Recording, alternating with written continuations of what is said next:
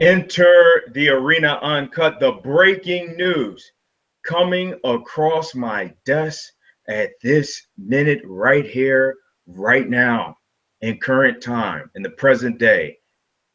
UFC 200 official Conor McGregor, 19-3, versus Nate Diaz, 19-10, for the second time at UFC 100, live from South Korea in the midst of the strongest sanctions put on North Korea by President Obama with that nuclear test.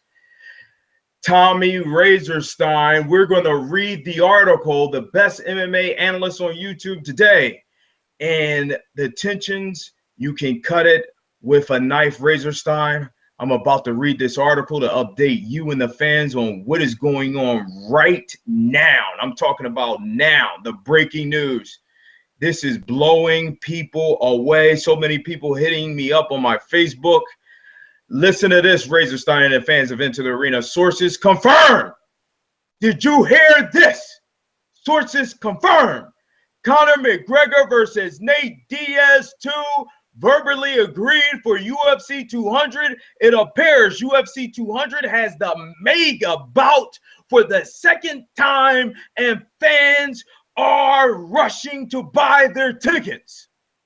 The rematch between Conor McGregor and Nate Diaz for UFC 200 is nearly a done deal, with both fighters agreeing in principle to fight on July 9th at the new T-Mobile Arena in Las Vegas. Sources close to the situation confirmed to Fox Sports on Friday that verbal agreements are in place for the fight, but bout agreements have not been issued yet. The fight was initially reported by MMAfighting.com. McGregor fell to Diaz by rear naked choke in the second round at UFC 196 just a few weeks ago, and it appeared after the fight that the Irishman was going to return to featherweight for his next bout and defend the 145-pound title. But several days ago, the attention shifted to a rematch instead, and at that point, negotiations begin to get both fighters on board. Obviously, as with every big fight, money played a part in the negotiations, with McGregor and Diaz both getting pay-per-view points that would be paid out depending on the success of the show. UFC president Dana White stated following the conclusion of the last McGregor-Diaz fight that the pay-per-view drew approximately 1.5 million buys, which made it the biggest show in UFC promotional history. Dana White, minute by minute, wanted to make this fight once again to break records in the new T-Mobile Arena. McGregor and Diaz will share in the pay-per-view profits for UFC 200 as well, once final numbers are decided and bout agreements are issued for the fight. Until both fighters officially sign on the dotted line, nothing is official, but all signs are pointing toward the UFC making an announcement on the bout in the very near future. McGregor and Diaz are expected to serve as the main event, with at least one or possibly two title fights also taking place on a historic UFC 200 card. The only other rumored bouts currently expected for the July card include former heavyweight champion Cain Velasquez versus Travis Brown, and Gegard Mousasi faces Derek Brunson. Tommy Razorstein. What's up, Don? How you doing? How are you doing? You are hearing this breaking news. What is going through your mind? The best MMA analyst on YouTube today. Well, I was saying that Nate was going to win last time, and I'll say Nate will win this time if they go up to welterweight. Now, if it goes to lightweight, there'll be a little bit more favor to Conor McGregor. But you know what? Nate could still pull it off again. Nate does have that good boxing, and I told everyone that, you know what? Nate was going to win that fight, and he did. Everyone was like, nah, he's not going to win the fight. It's bullshit. Nah, I'm telling you, he's going to win the fight, and he did. Now, Conor did look good in the first round, the first opening minute and a half, 2 minutes. Yeah. But Diaz's boxing is really that good. The Diaz brothers have great boxing, and when they go to the ground, they're fucking nasty, dude. They're sick. So it doesn't match up well for Conor. Nate started figuring out that lateral movement, and I think he's going to figure it out again. I feel kind of bad for Frankie Edgar. Like, what happened with Frankie? He doesn't get a fight now? The last report that I had was they were very interested in Frankie Edgar and that the bout was going to be made if Conor McGregor fought at featherweight to defend the title.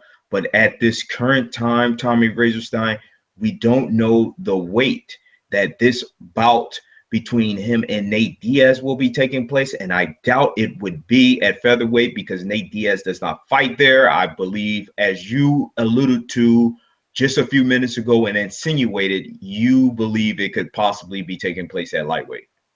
That's what I would think would happen. Give him the time to prepare and drop down to that weight.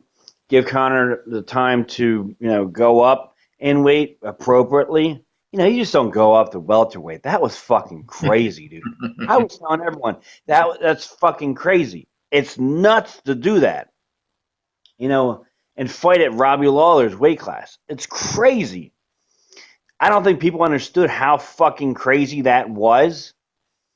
I mean, I don't know if how many people who've jumped up weight classes like that and have like experience doing that. It's nuts. It's fucking nuts to do. Conor he's a crazy guy. Razor Stein, you know what? I'm a man. I like to go out on my shield. I'm going to ride with Conor McGregor into the sunset. They're trained. Look, I'm talking to the viewers of Into the Arena right now. You know I'm keeping it real. Okay. Is the Conor McGregor train over? Well, no, it's not. It came to a stop. The next stop, the end of the line. Wait, Tommy Razorstein. Wait, fans. Wait. Okay. Now I have to say that train has made a stop, but it's still at that stop. It's not going to the end of the line. And do you know why I'm saying that, Razorstein? You know why I'm saying it. Because if this bout takes place at lightweight, that unequivocally means that Conor McGregor is still the featherweight champion, meaning that the train has not come to the end of the line, into the arena. No, but what I'm saying is, Razorstein, are you thinking about this right now? Dana White, he wants to cash. Look, I don't have him defend the featherweight title. So if he loses to Nate again, well, he could just go back to the featherweight. Oh, of course. I mean, he's not going to fight. Nate Diaz is not going to fight at featherweight. That's way too much. I mean, Diaz didn't even want to fight at 155 pounds. Yeah, so he didn't, but because we knew that the bout was 11 days out. But with a training camp, that is more efficient for him. He can't lose. He weighed 169 pounds. I don't blame him. It was a really, really smart move that fucking paid off for Diaz. If you look back at it now, instead of saying, okay, yeah, I guess I'll be a good company guy and fight for the company and do the right thing and drop down to 155. This was a smart move for Diaz. That was a real smart move for Diaz. Diaz won the fight, made millions of dollars, got a lot of recognition. Man, his stock went up dramatically. So that was a really, really smart move for Diaz to be like, you know what? Fuck that shit. I'm not just taking a fight on fucking, a couple weeks' notice and dropping down weight, because dropping down weight would be half the fucking camp. I'm losing the camp, and because I got to drop down all this weight. Weight cutting would be half the fucking camp. And the other half of the camp, I'd be exhausted. Fuck that shit. I want to fight fresh. Yeah. He loses, the weight, but I lose the fact that I don't get a fresh camp either. Mm-hmm. So I thought that was kind of fair looking back at it now. But the weight loss is just the jump up 2 weight classes for Conor was just too difficult. That's why, Razorstein, always respect your opinion, and I deemed you the best MMA analyst on YouTube today. Listen to this. Conor McGregor, like you said, Conor went up 2 weight classes. Okay, Dana White. Look, I want to talk about strategy. One of the main thing that I was saying was Conor needed to use that movement. He always says how he can get in and out, and head movement. Well, what we saw that night was a Conor who stayed in the pocket that tried to finish Diaz off, and what, to his credit, I mean, he really lit Diaz up. He really put a crimson mask over his face, cut that right out, blood all in it. He was taken down, but he reversed that. He hit Diaz with everything but the kitchen sink, and he was exhausted. Razorstein going into the second round, he got caught that lazy. I guess he was going for a takedown and turned into the rear neck and choke. He used the wrong strategy. It's happening again, Razorstein. A full training camp, and maybe at lightweight. We don't know right now, but what can you take us through strategy if this is at lightweight? Think of it this way. Conor has a lot of confidence in his left hand that he thinks that he can knock out anybody with. Now, Diaz is a rangy fighter, so you're going to lose a lot of power because by the time that punch comes, it's not going to be at full connection, because if you're at a further distance, you're not going to have that same kind of power. Do you know what I mean? Exactly. So it's going to be an advantage for Diaz, and it's going to be his style of boxing, where it's going to be pity pat punches, peppering to the face, and it's going to be a slugfest like it was last time. So if it's a slugfest, Diaz ain't fucking dropping. Diaz is just his style. He likes that kind of shit. He thrives in that. Besides the blood, Diaz was, doing fine.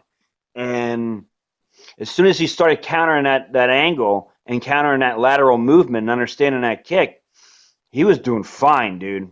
And then as soon as they go to the ground, well, there's a fucking huge difference there.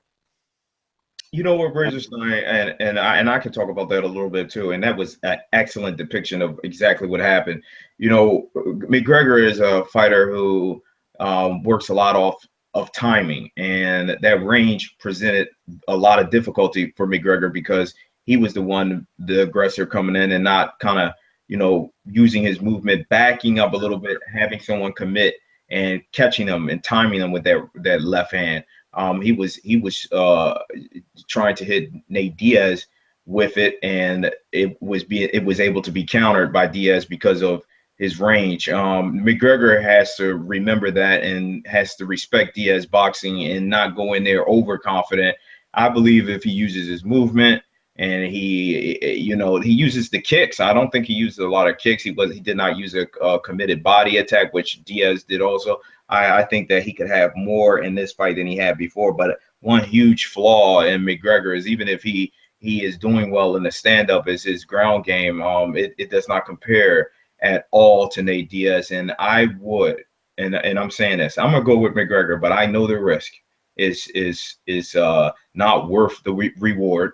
I understand that, Razorstein. I really do. I'm not going to come up here and act like that is what's going to happen. But Conor McGregor, I just believe that he should have left well enough alone and learned his lesson, went back down, beat a couple of guys, beat a few top guys, Frankie Edgar, if he could have got that, Jose Aldo, and then came back up. Doing this, is a tremendous risk. Is a tremendous risk. Conor loses not his number one weapon. I'm not going to say his number one weapon, but a huge weapon, and it's actually might go against him now. Is the mental game plan? Oh, wow. Mental attack. How's he going to talk shit to Nate now? And what's he going to say? Nate has the upper hand. I kicked your ass. I whooped your ass. So maybe he doesn't have that. Maybe White. It's like Jose Aldo was fucking mentally beat. You saw that. That was ridiculous. But maybe I never saw anyone walk into the octagon, look at the floor, and act like they've never been there. And the guy fought for 10 fucking years as a champ. Mhm. I wanted to add this, Razor Son. What if White is banking on that with McGregor not being able to win the mental game, that fans will get behind a wounded McGregor, that they will say, okay, he'll do it this time. You know, maybe what about he's more humble this time and is Nate Diaz the one who's talking more shit? I could definitely see Diaz talking more shit now. I don't think Conor's going to be humble, but like I could definitely see Nate Diaz have more confidence in talking shit. I got one like You know what though? I think Diaz is a counter striker in talking shit. When it comes to talking shit, I see Diaz more as a counter striker.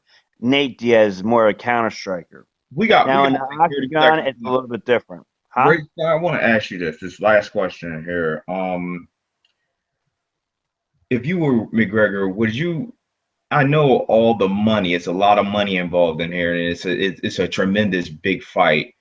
Would you've done this? Would you really made this type of decision? I mean, this is a really risky decision to me. I just want to give you the floor to talk about the decision, the red flags, and everything that you see about McGregor. Would I have done this going up in weight class?